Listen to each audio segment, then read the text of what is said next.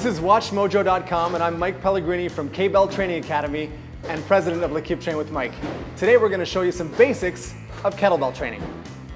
The first exercise we're going to demonstrate today is the one-arm, one-legged deadlift. This is a fundamental movement which we teach in kettlebells before we get into the more complex movements. It's important to do this exercise to teach the concepts of grounding, breathing, and generating tension in the body.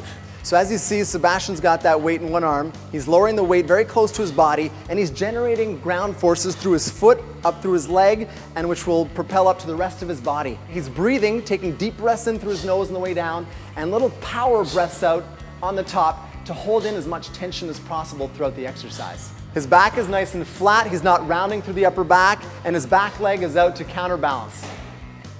The next exercise we're going to demonstrate is the classic and most popular kettlebell exercise, the kettlebell swing. Sebastian is demonstrating the two-handed swing, which is the first progression of the swing. This movement is often rushed into.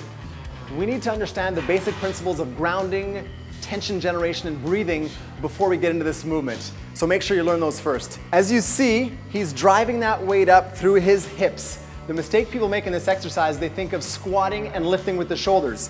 This exercise is driven entirely from the hips, as you see, and the arms are only guiding the weight to wherever he wants to take it, in this case up to shoulder level. Now he's going to go into a one-arm swing, which is the next progression of the two-handed swing.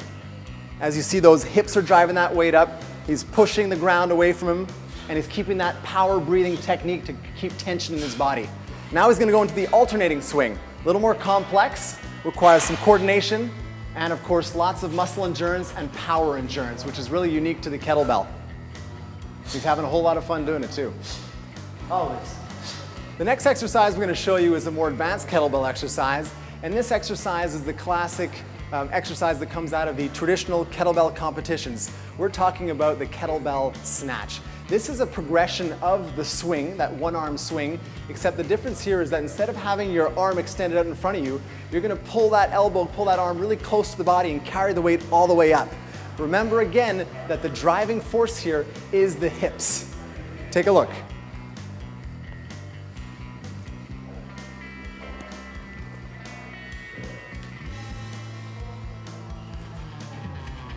I'd like to thank Sebastian over here for all his efforts in showing us the proper technique in kettlebell work.